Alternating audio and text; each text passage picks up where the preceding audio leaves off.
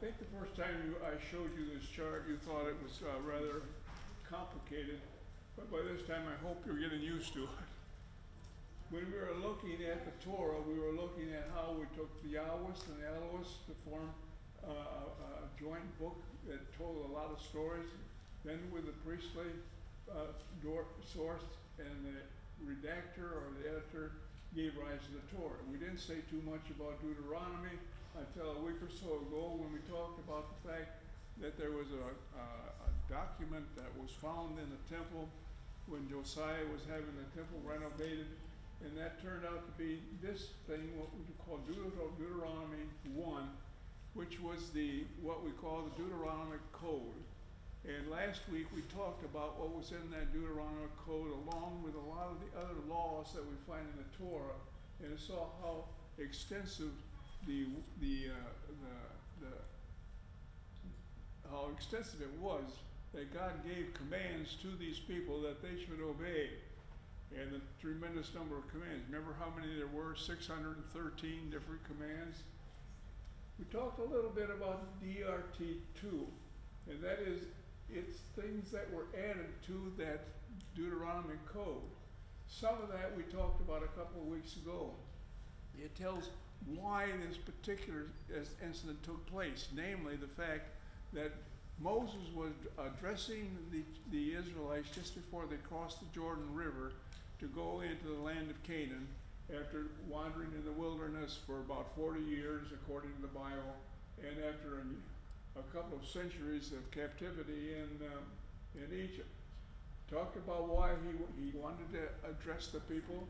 We also get in that Deuteronomy 2 the 10 Commandments as it was given to them.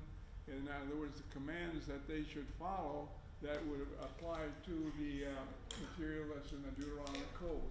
And also in that section is about the fact that Aaron died.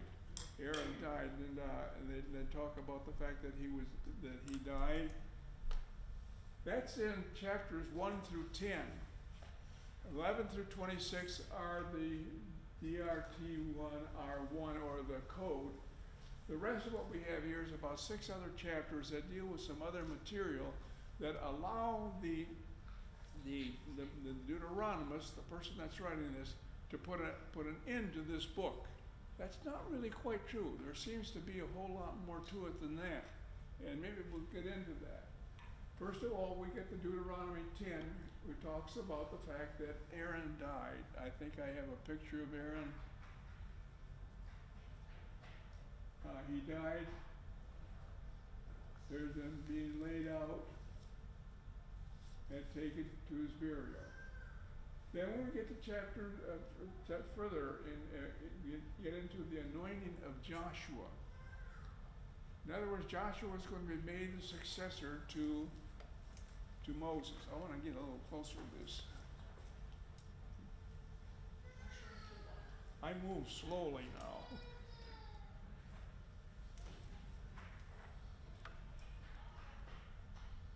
I got a couple pictures.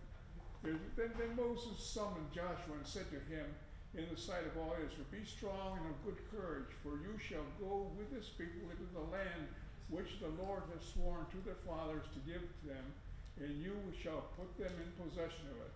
It is the Lord who goes before you. He will be with you. He will not fail you or forsake you. Do not fear or be dismayed." Well, that's great. Now we know who the successor is going to be. And it says in Deuteronomy 34, Joshua the son of Nun was full of the spirit of wisdom, for Moses had laid on hands upon him. So the people of Israel obeyed him and did as the Lord had commanded Moses. Here are a couple pictures I have of Joshua being anointed by Moses to become his successor. Then we talk about the death of Moses. Now that's kind of interesting. The death of Moses shows up in the last bit of Deuteronomy, the 4th book in the Torah. Originally, it actually probably was in the book of Numbers, but when the Torah was put together and the book of Deuteronomy was included, and the book of Deuteronomy was going to be the last book, we really got to have Moses die later Otherwise, he wouldn't have been able to write the Deuteronomy. An awful lot of funny things that we find in the Bible come from the fact that there was, for a long time, this feeling that anything that's written in the Bible is true and you must not question it. And if we say these are the books of Moses, and we have Deuteronomy as one of the books of Moses, how did he write that if he died in Numbers? So what they did is they took it out of Numbers and they put it in Deuteronomy. Here's a picture of Moses about to die. Here's Deuteronomy 34. That's the last chapter in Deuteronomy. I won't read this whole thing. These are talking about the fact that he's about to die. But I do want to read this. And you read with me. And there was not arisen a prophet since in Israel like Moses, whom the Lord knew face to face. None like him in all the signs and the wonders which the Lord sent to him to do in the land of Egypt, to Pharaoh and to all his servants and to all his land, and for all the mighty power and all the great and terrible deeds which Moses wrought in the sight of Israel. After the death of Moses, the servant of the Lord said to Joshua, the son of Nun, Moses' minister, Moses, my servant, is dead. Now therefore arise, go over to Jordan, and you and all his people into the land which I am given to them, to the people of Israel. Now you wonder why I read that all, but you notice something else that's missing? I am not telling what verses they are. What you have here are the last verses that we have in the book of Deuteronomy. What you have here are the first verses that we have in the book of Joshua. You can hardly tell there was any change. The author of Deuteronomy very likely was the author also of Joshua. And could very well be he didn't even lift his, get a new sheet of paper when he went from writing Deuteronomy to writing Joshua. Now why do I bring that up? Because for a long time, actually for centuries, people were still hanging on to this idea that those first 5 books were the books of Moses. They were the books of the law. They were the books that were written by Moses. In the 1800s, we came up with the documentary hypothesis that no, there might have been sources that somebody had taken from these sources to put together some of these things that are in the books of Moses. Well, it goes even further than that. In the 1930s, there's a man by the name of Martin Knopf. I don't have too much data on him, because actually I think he did most of his publishing during the Nazi regime. But he is a very, very significant person who came up with the idea, which most of us accept right now without much problem, and that is that the book of Deuteronomy, that 4th book that we have in the Torah, the 5th book we have in the Torah, and the following books, the following 6 books of Joshua, Judges, 1st and 2nd Samuel, and 1st and 2nd Kings, are all from the same source. They all came maybe from the same writer. If not the same writer, some writers that were very closely in tune with each other, and they wrote very similar, because what we have in Deuteronomy is written in the same style as what we have in what we now call the Deuteronomic histories. If you go back to one of those, we're back to this, I'm going, there we go, I'll get it there. That this Deuteronomy 1 and Deuteronomy 2 gave the book of Deuteronomy that came into the Torah, but also is regarded as part of the Deuteronomic histories. And Knopf gave the idea that we should not think so much in terms of the Pentateuch, but rather the Tetratuch, the 4 books of Genesis, Exodus, Leviticus, and Numbers, as 4 books that stand together, and then a Heptateuch, which was Deuteronomy, along with those 6 books that follow. Now, I'm going to try to get back to where I was. And as I pointed out to you, it was written that way. Here is Deuteronomy 34. These are the sections that I had taken to form that joint thing. And that's Joshua 1. Now, if you can't read this, I'm sorry. This is taken right straight out of a book. It's taken out of the book that you know, Carl. This is the book by a guy named Richard Friedman. It's called Who Wrote the Bible? It's written around 1986, I think. Then 2000, 2080, no, it was written way back. It was one year. I will get it all mixed up. I'm sorry that this is taken right out of the book, and if you've tried to scan things from a book, you realize it's not always the do. Also, you always have this. Why? Because you don't want to break the back of the cover of the book. But what this section says is very interesting. The first time I read it, I said almost to myself, are you kidding? Because what he is saying here is that this Deuteronomic history is a bit of history in itself as far as writing history. It is the first time that we have any literature in terms of time, literature in which things are stated in a chronological order. They're stated in the history and the order in which they show up. And what Friedman points out here is that we are so in tune to the idea that that is unusual. It was very unusual until the writing of the New Testament, the writing of the parts of the Old Testament. The reason is that after the Greek glory days, around 300, 400 BC, all history seems to be written on the basis of following things in chronological order. Prior to that time, people did not write history that way. Now, I did not have the time to look into all the possible situations here, but if I think back on what I do remember about Homer, simply would tell different stories. It was up to you to try to join those stories in some way or another. It would be as if we wrote American history instead of the way we do. We write American history with the Pilgrims way back in the 1600s, the Revolutionary War, and then the Civil War, and then the 1900s. We'd have it in the chronological order. Back before the writing of the Deuteronomic histories, according to Friedman, things were not written that way. If you were to write American history the way it was before the Deuteronomic histories, you would start out by saying, well, I'll give you the history of America. Well, there was an election in 2020, and then there was a Civil War, and then you'd go all the way back to the Spanish-American War, and then maybe go back to the Pilgrim. Just put the different stories in different places, but not put them in chronological order.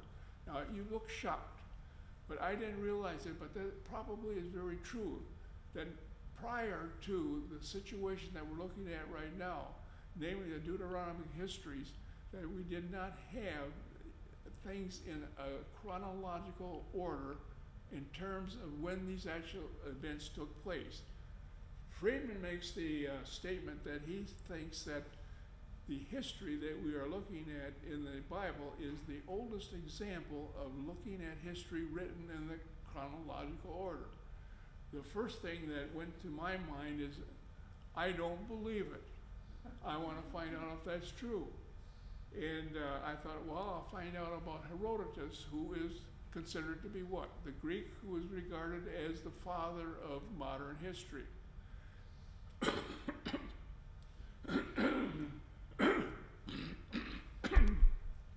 and try to find out as much as I could about Herodotus.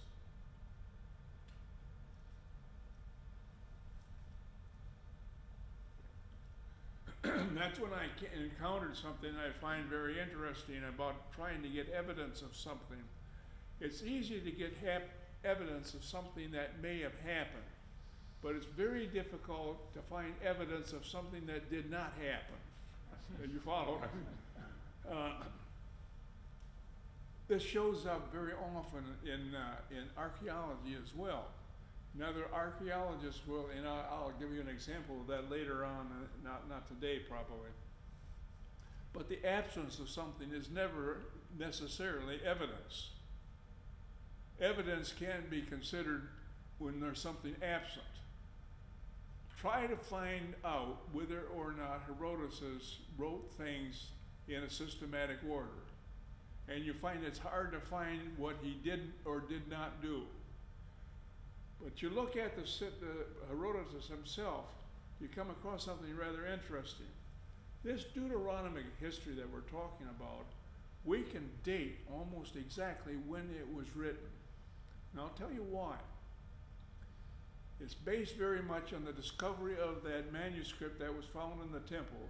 This first part of Deuteronomy that we have, which are those chapters 11 through 26 that have the Deuteronomic law, that was discovered approximately 620, 625 BC.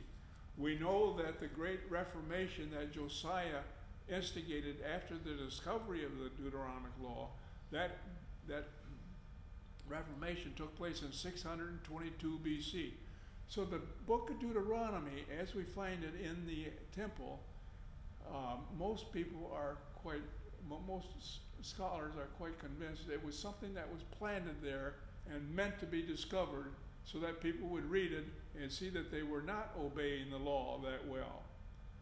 Around 600, well, probably written around 640.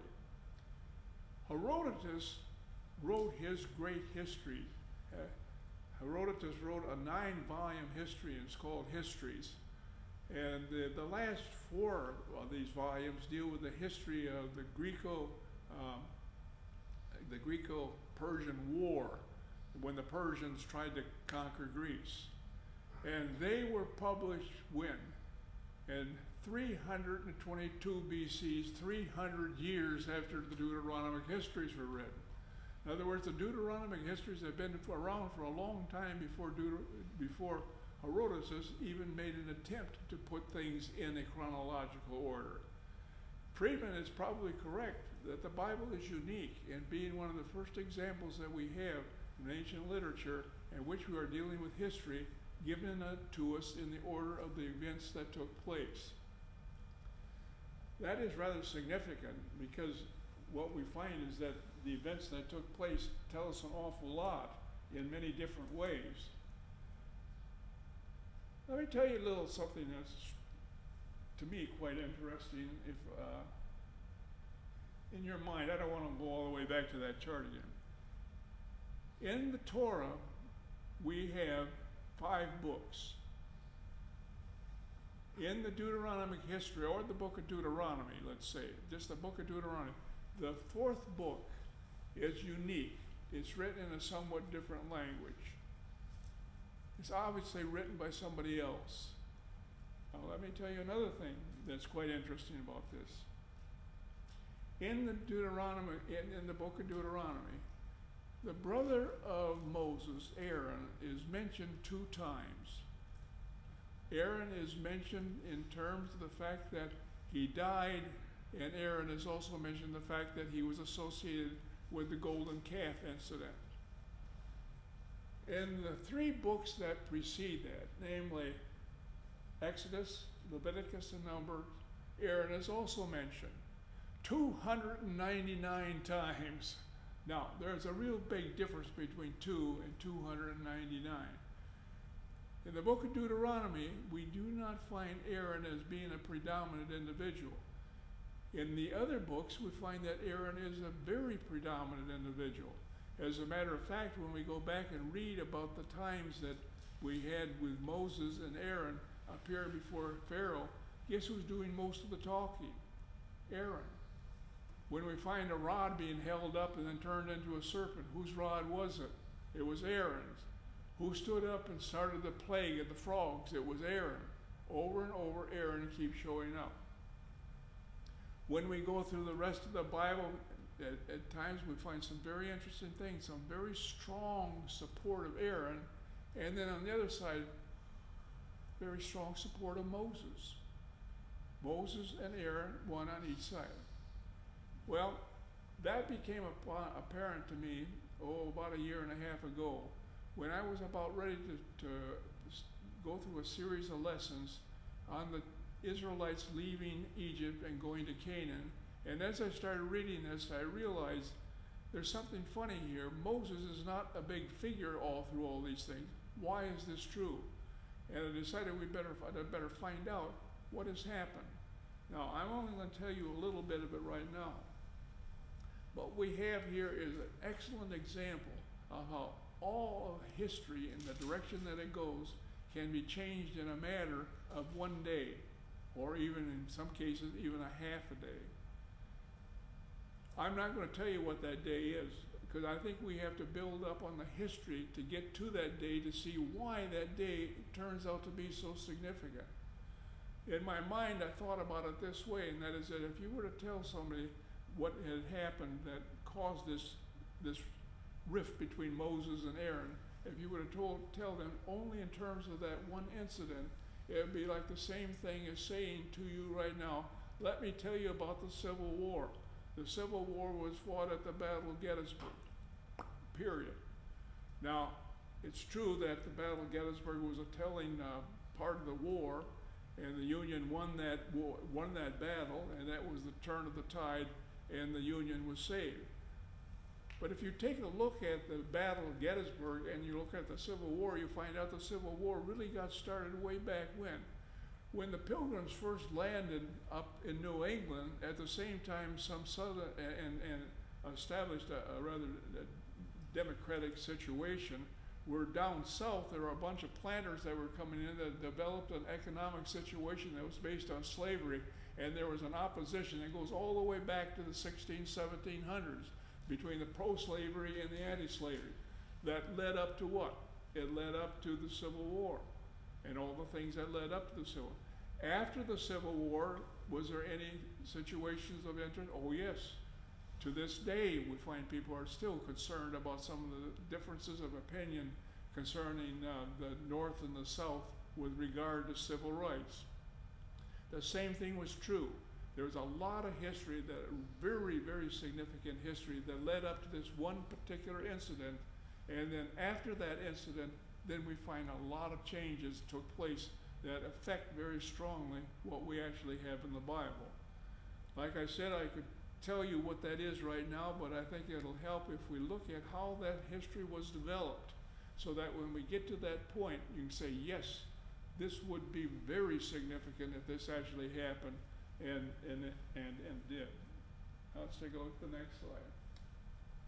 We'll start taking a look at one of the first of these books, the book of Joshua. Joshua, well, let me divide up the Deuteronomic histories for you very quickly. The Deuteronomic histories were written approximately starting around 600, maybe around 600, 615, shortly after 620 BC, maybe around 615 BC, that's when they started. And the book of Joshua was probably written, and then the book of what? The book of the Judges.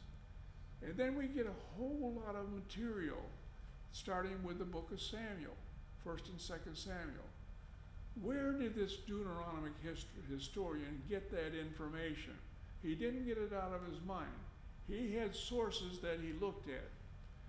When you look at the books of Samuel, particularly 1st and 2nd Samuel, it's very apparent that a good part of the first parts of Samuel might have been written by somebody who knew very well personally what Samuel did. Now, who do you think would know best about what Samuel did? Samuel. One of the things, the reason to believe that Samuel was very significant in providing the information or the source that the Deuteronomic history used is because there are so many instances where it's very personal that the person that gave that information was there and experienced some of these things firsthand. Followed by some of the things that we have from Samuel in 1st and 2nd Samuel. The last part of 2nd Samuel, actually the better part of 2nd Samuel and the first part of 1st Kings, was written by somebody who is called David's court historian, somebody who lived in David's court. Now just think very briefly about what we have in 2nd Samuel. We've got the whole situation of David moving into Jerusalem and in a short time becoming involved with Bathsheba, of having to experience seeing one son kill another son because the other son raped his sister. Then we have the Absalom rebellion. A whole pile of very intimate details Some historians have said, unlike anything we find in any part of ancient literature, that part of Samuel is unique in that it has so many minor details of what happened in David's family, that it had to be somebody that was very closely associated with David that was able to observe all these things. After that, it gets kind of hard to find out who might have been writing some of the other material, but we can make guesses. We can make pretty good guesses of who might have written some of the material that we find in Kings. Some of the material we find in Kings might have been written by somebody that was akin to Elijah, because it has a whole lot of information about the northern tribes, and it may have been some priest in Elijah. But we also have something that is very significant, and it is often mentioned in the Deuteronomic histories. We have the annals of the kings of Judah. We have the annals of the kings of Israel. And he had those histories to look at. So he had all this information, and he put this all together to write this Deuteronomic history. All right, the next question we should ask ourselves then, what does that Deuteronomic history actually cover? It covers all the time from the first part of the book of Deuteronomy, chapter 1 of Deuteronomy, talking about the fact that Moses addresses the people from Mount Nebo just prior to the fact that they're going to cross the river Jordan and go into Canaan. And it follows their history all the way up to where? Well, here we get a controversy. It appears to get to the point where Josiah is killed in a battle, and that's the end of the history. On the other hand, there are 3 or 4 books that follow that take the history all the way to about 560 BC, while the Israelites were in captivity in Babylon. That's the period. It's not a long period, actually. It's a period that we have that runs from approximately 1250 BC, which is about the date that we usually ascribe to Moses and the Israelites reaching Canaan, right during the middle of the reign of Ramesses II, 650 BC. It takes us all the way from 650 BC all the way to around 560 BC, when the Israelites are in captivity. That's not a long span. But I'll tell you something else. If you think about what's in there, some of the most familiar things that we have in the Old Testament are in the Deuteronomic histories. Where do you find David and Goliath? In Samuel. Where do you find about David and Bathsheba? In Samuel. Where do you find about Elijah and the prophets of Baal? In the book of Kings. You go right through the whole. You find that most of the stories that we know concerning the Old Testament are in that short period of time. There was a great big period before the Israelites. There was a period of the patriarchs. There's a period from about 400 BC that we don't know very much at all about. After 560 BC, we have a little bit of information of what happened as far as the Israelites going back from Babylon to Judah. Where do we find those? In the books of Ezra and Nehemiah. We also find another history called Chronicles. I wish there were a minister here and ask the minister, how many sermons have you preached from Chronicles? I'll ask it this way. How many of you read a chapter out of the book of Chronicles recently? We don't use Chronicles. The Chronicles is very much like parts of the Deuteronomic history that were written following what the Deuteronomic history had to say. They were an attempt to write the story differently. Why? Well, that will become very apparent when we look at what caused this change between the adoration of Aaron as being special and looking at Moses as being the leader. Joshua is quite different. I'm going to start out in a way that I don't think I should, but I'm going to tell you anyway. And that is that several of the places that I have read about the book of Joshua come up with about the same statement, that there is very little of historical value in the book of Joshua. There's very little that can be substantiated in any way whatsoever. And the book of Joshua stands somewhat by itself. One of the statements that I found that was very interesting is that the book of Joshua was a propaganda device. And when we go through the book of Joshua, we can see that it looks like a propaganda device. A propaganda device written for what purpose? Well, it was probably written before Josiah was killed in battle. It was written during a period from about 622 BC, when there was the Great Reformation, up until the time that Josiah was killed in battle. Now, why was that a propaganda piece? And as we go through it, we'll look at that. Why was it propaganda? Well, it was something to give the people in Israel, the Israelites, a feeling of nationality, that they were a nation. Because at that time, Josiah was very interested in trying to get the northern tribe, the northern 10 tribes, united with Judah, the southern tribe, and have a united kingdom. The reason he thought this could happen is because the Assyrian Empire was crumbling, and the northern tribes were not under the tight control they were before. And Josiah was very intent of trying to get them together, and he may have assigned this idea of having a history of our own. We'll start out with sort of propaganda saying why we should be regarded as a nation. Now, you'll see the reasons that this is looked on as propaganda and not as history as we go through the book of Joshua. Josiah gets killed in a battle in 609 BC, and then all of a sudden, what we find is that the tone changes differently. It is not a matter of being a united kingdom, because after the death of Josiah, the Israelites are never a nation again.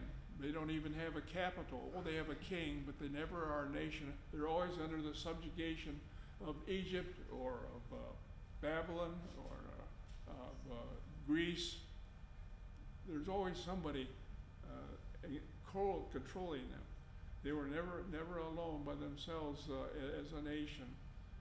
The other thing that the Deuteronomic historian did was to try to record that history as accurately as he could, based on something else, and that is it all started with Deuteronomy. And what was the message that Moses gave to the Israelites when he was on Mount Nebo before they entered the Promised Land? He gave them the essence of what I like to call the Deuteronomic theology. The righteous will be rewarded. The unrighteous will be punished. And it's kind of an interesting thing to go through the Deuteronomic histories, and we'll do that as we look at the Deuteronomy, how we will find stories are written in such a way as to see that as long as the Israelites were following the law and following the laws carefully, things went well. As soon as they fell away, they fell apart. Let me give you a quick illustration that you're all quite familiar with at this point. King David was a very, very successful warrior and a very successful leader up until he moved his throne from Hebron to Jerusalem. Because when he was and all that time, David is portrayed as being almost the ideal leader that you could possibly want to have in charge of any people. But after he gets to Jerusalem, what happens? He runs into Bathsheba. Now, that is where he ceased being quite as righteous as he had been before, but became somewhat unrighteous. What happened to David after Bathsheba? Well, he had the problem of Absalom killing Amnon, his brother, because Amnon had raped his half-sister. We have the rebellion of Absalom. We have another rebellion. David's whole life went down. David ends up as a mighty warrior at the end of his life. No, he ends up sitting with a girl that had been chosen to try to arouse him and she was unable to do that as an old man who was too feeble to do anything. When we take a look at the history a bit later on, we'll find out that he was helpless in terms of letting certain things happen that should have happened. Why? He was blessed with, as long as he was a righteous man. When he became a righteous man, things went down. When we go through some of the other parts of the Deuteronomic history, we'll also find this will constantly happen. You'll see the Israelites following the law carefully, and then things will fall apart. This becomes particularly true in the book of the Judges. But what we want to do now is to take a look at what we do have in these books, and why, particularly Joshua right now, and why we would reach this kind of conclusion. All right, this is that first couple verses in the book of Joshua. Book of Joshua. Many of the ancient traditions are preserved in the book, but they're colored by the historian's personal point of view. What is that historian's personal point of view? What we find in that book of Deuteronomy, that the righteous will be what? They will be rewarded, the unrighteous will be punished. Let's take a look at that. If you take a look at the map, I don't think I have the right map here. If you take a look at the map very carefully, you would find out that Mount Nebo is on the east side of the Jordan River. I'll have a map a little bit. The east side of Jordan River. And looking over the Jordan River from Mount Nebo, what is the first place he sees? Is the city of Jericho.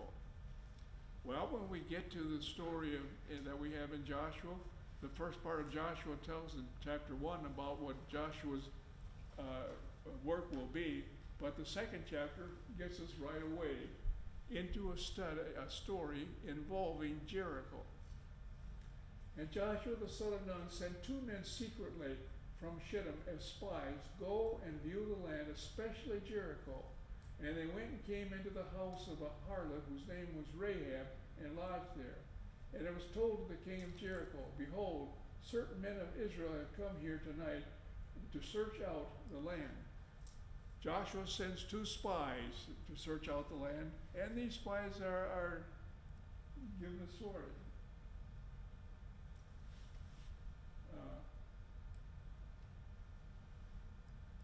But the woman had taken the 2 men, here's a little bit, but the woman had taken the 2 men and had hidden them, and she said, true, men came to me, but I did not know where they came from. In other words, she lied. She said, I don't know where they came from.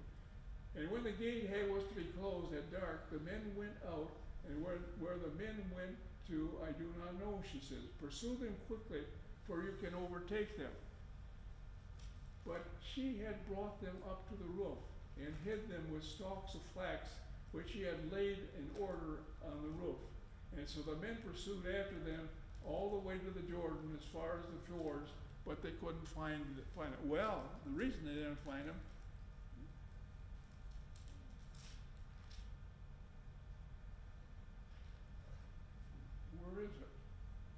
is because she hid them on the roof. She hid them on the roof, and then she would let them go. Before they lay down, she came up to them on the roof and said to the men, I know that the Lord has given you land, and that the fear of you has fallen upon us, and all that the inhabitants of the land melt away before you. For we have heard how the Lord dried up the water at the Red Sea before you came out of Egypt, and what you did to the 2 kings of the Amorites, that's King Og and Sihon, whom you utterly destroyed. In other words, Rahab is saying, look, I know what you guys over on the other side of the Jordan are capable of doing. And she is trying to find some way of helping herself out.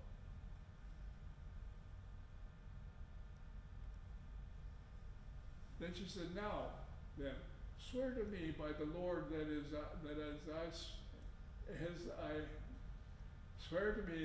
as I have dealt kindly with you, you will also deal kindly with me and with my father's house, and give me a sure sign. and save alive my father and my mother, my brothers and sisters, and all who belong to them, and deliver our lives from death. And the men said to her, our life for yours, if you do not tell this business of ours, then we will deal kindly with you and faithfully with you, and when the Lord gives us the land. So she let them down by a rope through the window, and for her house was built on the city wall, so that she dwelt in the wall. There's a picture of her letting them down. Then she let them down by rope through the window of her house that was built and said, go into the hills, lest the pursuers meet you, and hide yourselves there 3 days until the pursuers have returned. Then afterwards you may go on your way.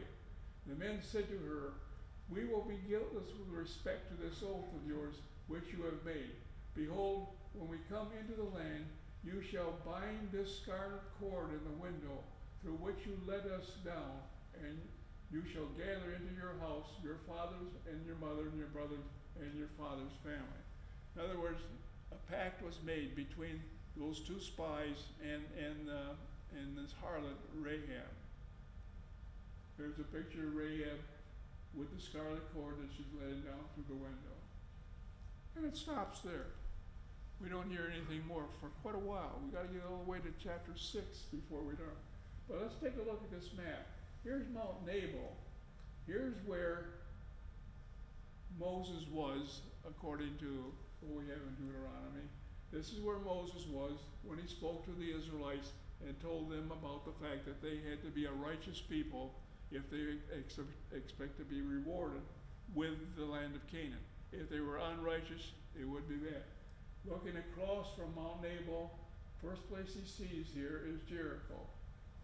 With this map, and also keep in mind this place Ai. But these are two of the cities that are visible apparently from Mount Nabal. Well, now what about Jericho?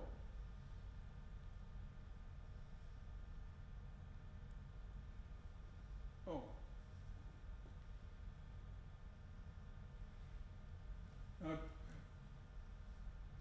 Well, let's look at the Bible.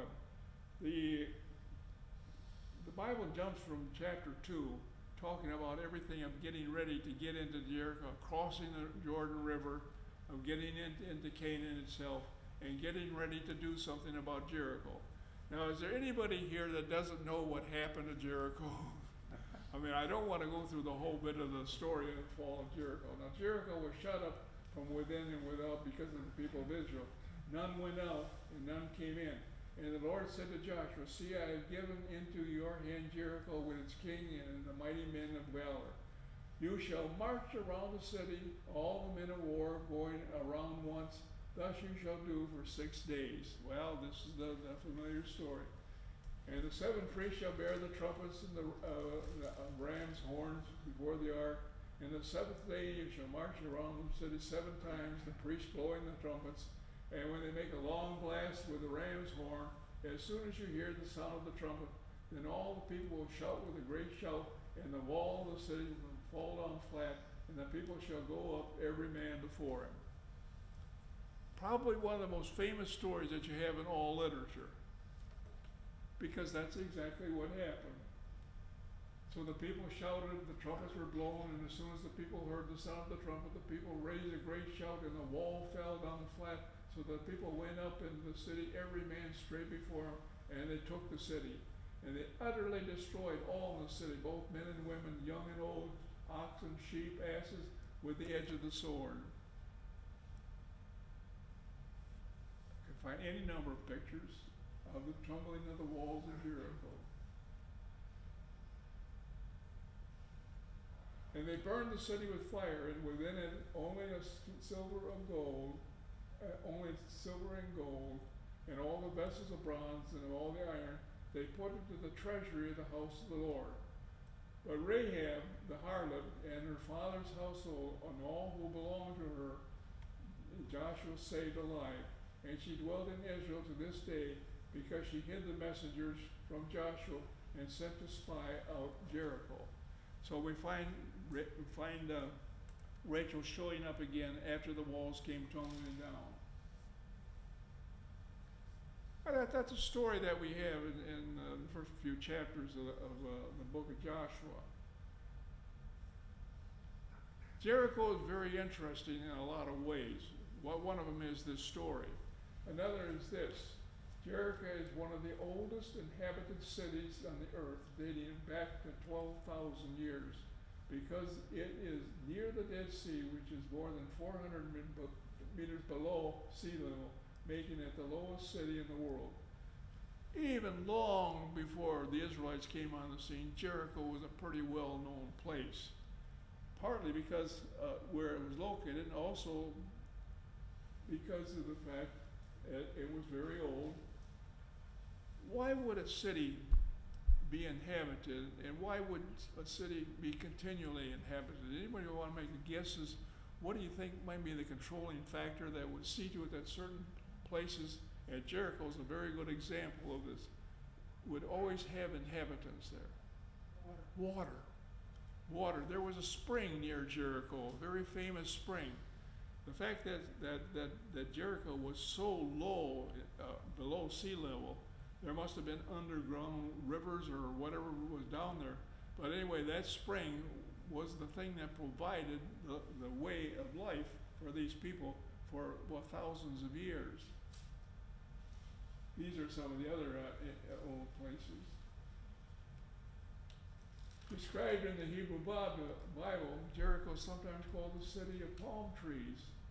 Why? Because of these springs. I think I actually have a picture. Oh, that's the name of the spring, the El Selton.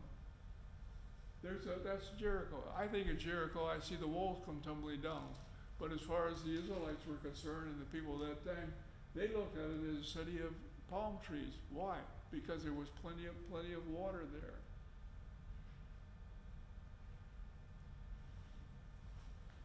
Do you think that this would entice people to try to find out as much as they could about the old times of Jericho, and it would send archaeologists in there to do some work? As a matter of fact, some of the first archaeologists go all the way back to the 1600s to take a look at what had happened in Jericho, and found a lot of evidence of the fact that it really was truly an old city. These two were also right around the turn of the century. But things really got interesting a little bit later on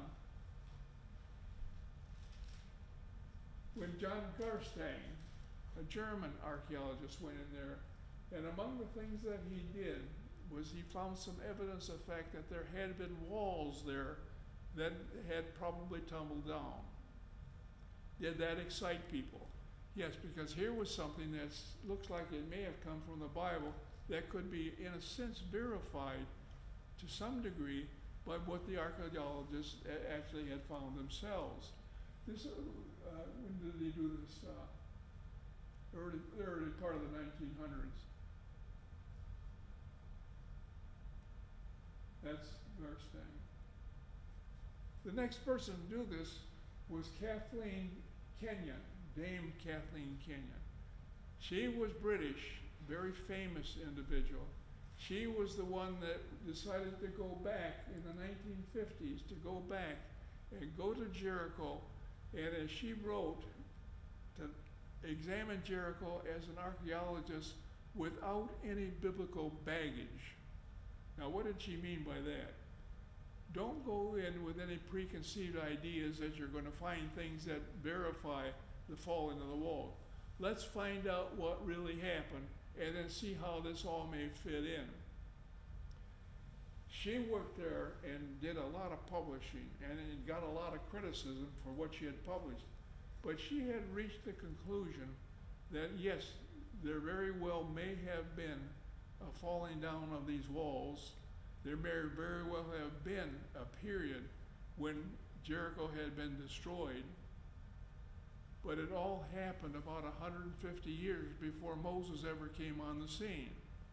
It all happened long before Moses came on. Now, put yourself in the situation of the Deuteronomic historian.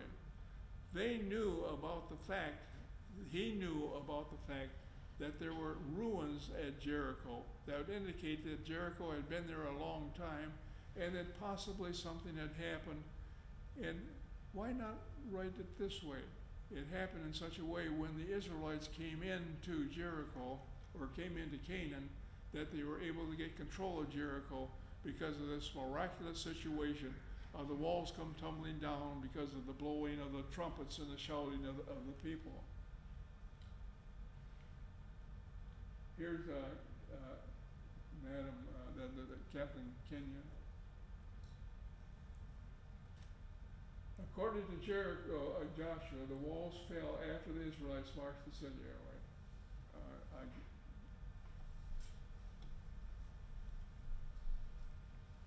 When all of the archaeological evidence is put together, now let me tell you about some of the things I did read about. They did as much carbon-14 as they could, much carbon-14 dating, and that all seemed to indicate that something may have happened that caused a real change in the way things were in Jericho that might have resulted from the fact that maybe the walls did come tumbling down, but probably by an earthquake or something of that sort, by some natural cause. It all seemed to center around 1400 BC. A lot of the work that Kathleen Kenyon did also seemed to indicate that. Some of this was very interesting. She got involved in looking at things like pottery and glyphs. I didn't know what a glyph was. Does anybody know what a glyph is? A glyph is just a symbol that sometimes is associated with an individual. And there were periods in examining all the debris that the archaeologists could find. There were periods around 400 BC where Jericho did not seem to be inhabited. Why? Because the walls had come laying down, because they had to leave Jericho. Well, the Bible says they left for the reason that I had just outlined. What Kathleen Kenyon surmised is because we did not have anything from that period, that maybe this coincided with the fact that there was nobody there during that period. But again, guess what? It was 1400 BC. And it didn't jive with the time for Moses at all. One of the reasons that Kathleen Kenyon got criticized, I found rather interesting, is that somebody said not finding something can be or cannot be significant. I mentioned to you the problem of trying to find out from the internet or anything else that something did not happen. It's hard enough to find out if things did happen, but to find out if things did not happen. And somebody made a statement that absence is not evidence, and evidence is not absence. Anyway, Kathleen Kenyon got criticized quite a bit for what she had said, but the fact still remained. Moses did not show up there. Joshua did not show up there until 150 years later. Well, this man, William Dever, is probably one of the best known American archaeologists. He's at the University of Arizona, and he says the following: the lack of archaeological evidence and the composition, the history, and the theological purpose of the book of Joshua have archaeologists like Dever to characterize the story of the fall of Jericho as invented out of whole cloth. Does anybody know what that expression whole cloth means? I could try to find out more about that. In other words, there aren't any archaeologists that think there's any possible way of tying in those ruins that are in Jericho with what we have recorded in the Bible. This is kind of interesting. It was written in the book of Jericho. We find it among the histories. It probably was written as propaganda for whom? For Josiah. Look, we have a background. We have a background such that at one point, this mighty city of Jericho fell to us, and it became our possession. We have that background. Now, I'm running out of time here, but what we're going to see next week is that the same sort of thing follows. We're going to go to the city of Ai, and we're going to find out the same thing, that there was a ruin there, and maybe it was the Israelites when they were going into the land, had caused the burning of that city of Ai. Then we're going to take a look at another part of the book of Joshua, which shows the Israelites going from town to town to town, from city to city to city, and conquering and driving out the people that were in that city, so they had possession of the whole land. And by the time you get to the end of the book of Joshua, the Israelites have moved into Canaan. They have had some glorious victories. They now have possession of the whole land.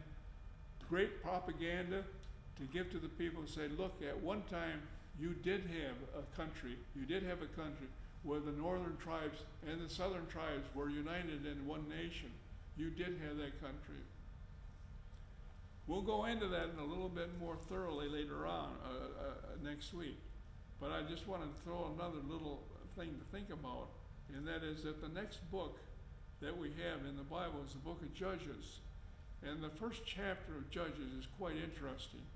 The first part of the first chapter we're going to discuss quite a bit later on, but the second part of the first chapter of Judges you want to read rather carefully, because what it says, everything that you read in the book of Joshua is not true. It didn't happen. In other words, not only do we have the archaeologists questioning something like the fall of Jericho, but we have the Bible itself. We have the historian itself saying, look, that did not happen the way it is written in the book of Joshua. This is the thing that prompted people like, well, the one man that I think about is named Finkelstein. He's one of the most prominent archaeologists in Israel. He's the one that said, really, the book of Joshua is really not much more than propaganda written for Joshua to try to persuade the people, this is the thing that you ought to be doing because at one time you had all of this. Next week we'll take a look at the rest of the book of Joshua. And just one more thing that I'm going to mention, and that is this. That is not the end of what we have concerning Rahab. You want to do something as homework? Read the first chapter of the book of Genesis, the first chapter of the book of the New Testament, chapter 1 of Matthew. And guess whose name shows up in the genealogy of Jesus? Rahab, the harlot from Jericho. We'll take a look at that next week as well, and some of the details. Any questions? I do, Earl. It says, so, talking about Rahab, so she dwells in Israel to this day. What does this day mean? When was that? She's mentioned very prominently even in the New Testament. I'll talk a little bit about some theories that I have of what had happened. She survived. She actually probably did not necessarily live in Jericho. She may or may not have been a prostitute. We really don't know. But she did marry. Well, I'll tell you right now what happened. She did marry somebody from the tribe of Judah. And the person that she married from the tribe of Judah was a guy by the name of Salmon, S-A-L-M-A-N. And they had a son. They had a son, and his name was Boaz. Have you heard that name before? Boaz was the husband of Ruth. And they were the father of whom? Of Obed. And Obed was the father of whom? Of Jesse. And Jesse was the father of whom? David. So they find a way of getting Rahab's family involved in the house of David. But whether it was tied in with the fall of Jericho, which probably never happened, we don't know that. But she did marry somebody from Judah. I might mention she's mentioned, I think, 3 or 4 times in the New Testament. I got the data on that. I would look it up. She's mentioned, I think, more than 3 or 4 times. Joshua's mentioned once. So Joshua got a lot more, less trained. The end. I'm running out of voice.